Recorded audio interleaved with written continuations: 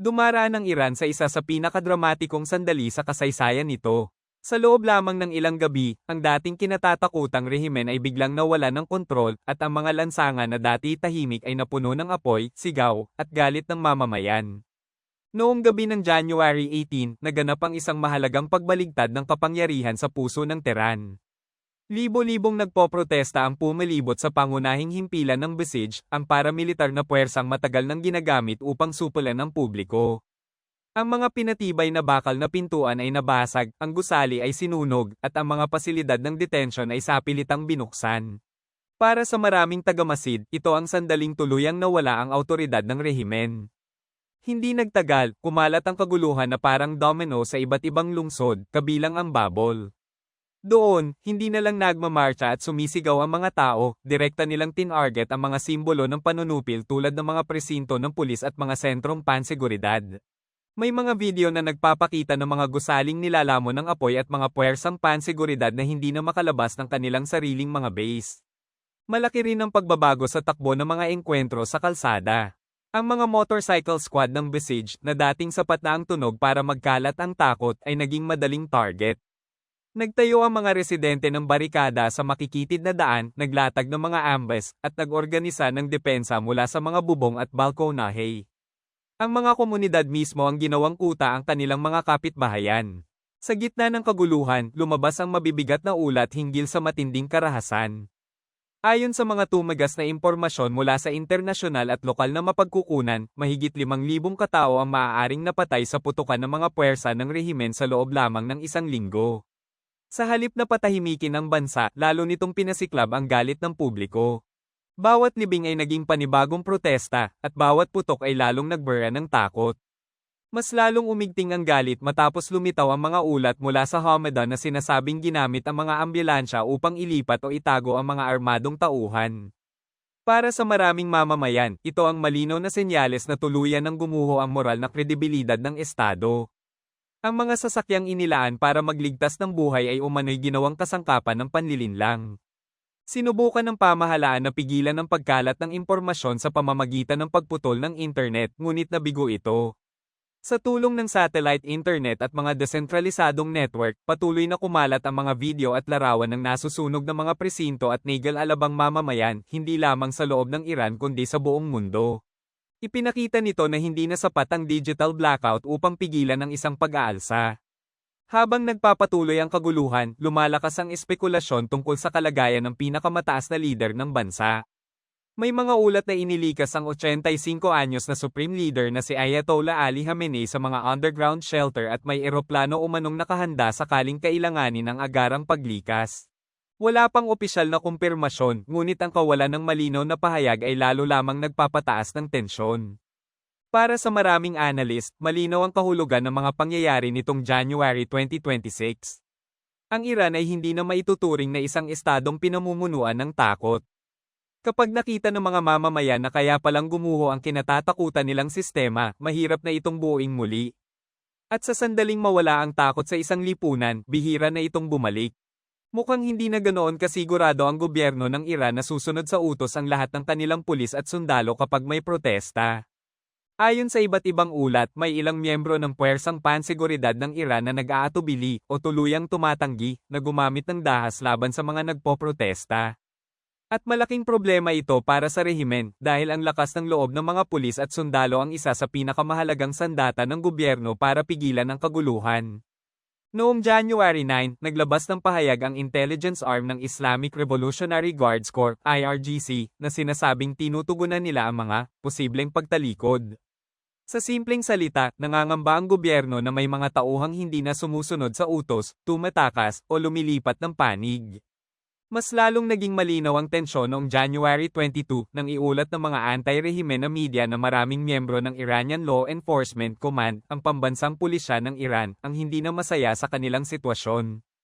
Ayon sa ulat, napipilitan na lang silang pumasok sa trabaho dahil sa banta ng pananakit.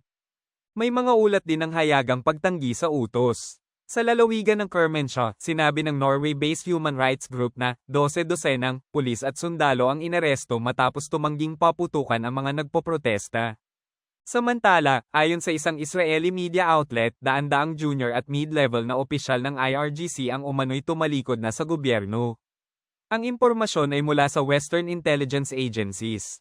Pinakamabigat sa lahat, iniulat noong January 21 na hinatulan ng kamatayan ng isang conscript na si Joved Colles matapos siyang tumangging barilin ang mga nagpoprotesta. Para sa mga taga-Masid, malinaw ang mensahe ng gobyerno, parusa ang aabuti ng sinumang susuway. Sa ngayon, hindi pa naman nawawala ang kakayahan ng rehimen na mag-deploy ng pulis at IRGC. Pero kung mas marami pang tauhan ang magdadalawang isip na gumamit ng dahas, maaaring maging hindi pantay ang panunupil sa iba't ibang lugar ng Iran at doon nagsisimulang manginig ang kontrol ng gobyerno. Hanggang ngayon, wala pa ring malinaw na desisyon ng gobyerno ng Iran kung kailan o kung paano ibabalik ng buo ang internet sa bansa. Ang dahilan? Takot sila na kapag bumalik ang internet baka sumiklab na naman ang mga protesta. Ayon sa mga ulat, hindi pa nagkakasundo ang mga pangunahing decision-making body ng rehimen tungkol sa pag-alis ng internet shutdown. Para sa kanila, mas malaking panganib ang posibleng pag-aalsa kaysa sa pinsalang dulot nito sa ekonomiya. Noong January 21, diretsahang sinabi ni Ali Akbar Jamshedian, kalihim ng National Security Council at Deputy Interior Minister para sa seguridad, na, seguridad muna bago ekonomiya, ang prioridad ng gobyerno. Binanggit niya ito habang tinatalakay ang internet shutdown, malinaw na senyales na mas pipiliin ng rehimen ang kontrol kaysa ginhawa ng mamamayan. Ang NSC ang nag-utos ng internet shutdown noong January 8 habang binabantayan naman ito ng Supreme National Security Council. Hanggang ngayon, wala pa ring binibigay na petsa kung kailan ito maaaring alisin. Mas kontrobersyal pa, ayon sa isang anti-regime censorship platform, may plano umano ang gobyerno na ibalik lang ang full internet access sa mga taong may mataas na security clearance, ibig sabihin, piling opisyal at tauhan lang ang may tunay na access, habang limitado pa rin ang karaniwang mamamayan. Hindi lahat sa loob ng gobyerno ay sang-ayon dito. Si Pangulong Masoud Pezeshkian, na siya ring chairman ng SNSC, at ilan sa kanyang mga appointees ay nagpahiwatig ng suporta sa pagluwag ng internet restrictions. Pangunahing dahilan nila, malaking dagok sa ekonomiya ang matagal na pagkawala ng internet lalo na sa negosyo at hanap buhay ng mga tao. May ilang elemento rin sa IRGC na nagsabing dapat nang alisin ang shutdown dahil sa epekto nito sa ekonomiya at posibleng pati na rin sa sarili nilang operasyon. At hanggat hindi tinutugunan ng rehimen ang mga hinaing ng mamamayan, nananatili ang takot nila na isang click lang ng reconnect ang kailangan para muling magliyab ang mga protesta. Ito naman ay isang larawan ng walang takot na tapang, matinding pagtutol, at matibay na pagsuway. Mga nagpoprotestang walang armas, tanging nakapikit na kamao lamang ang sandata, ay matapang na humarap sa mga puwersang paspusang armado. Sa harap ng mga baril, batuta, at mga armored vehicles, nanatili silang nakatayo, hindi umatras, at hindi sumusuko. Ang bawat hakbang nila ay sagisag ng di matitinag na tapang, bawat sigaw nila ay sigaw ng pagnanais na makamtan ang kalayaan, at bawat titig nila ay paalala sa mundo na ang takot ay hindi laging mananaig sa katarungan. Sa mga oras na ito, ang simpleng pagkilos ng tao, isang kamao, isang tinig, isang puso, ay nagiging sandata laban sa pang-aapi. Isang paalala na kahit sa gitna ng matinding panganib, ang tapang at determinasyon ng tao ay hindi matitinag. Ang kanilang presensya ay isang maliwanag na ilaw sa dilim, isang hamon sa kapangyarihan, at isang testamento sa lakas ng diwang mapagpalaya. Ang tunay na pambansang watawat ng Iran, ang Lion at Son, ay itinaas sa memorial ni Ali Khaledi, isang nagpoprotestang pinaslang ng rehimen, sa Lordigan, lalawigan ng Shahar Mahal at Bakhtiari. Habang iwinawagayway ang watawat, hindi lamang alaala ang binuhay, kundi ang diwa ng paglaban. Sa bawat galaw nito sa hangin, malinaw ang mensahe, hindi mabubura ang kasaysayan, at hindi mapipigil ang paghahangad ng kalayaan. Para sa marami, ang Lion at Son ay hindi lang simbolo, ito ay panata. Panatang hindi kalilimutan ng mga nagbuwis ng buhay, at panatang ipagpapatuloy ang laban hanggang sa manaig ang katarungan. Sa gitna ng katahimikan ng memorial, ramdam ang bigat ng galit at pagdadalamhati. Ang pangalan ni Ali Khaledi ay hindi na lamang pangalan ng isang biktima, ito ay naging sigaw ng isang kilusan. Ang kanyang pagkamatay ay hindi naghasik ng takot, kundi ng tapang.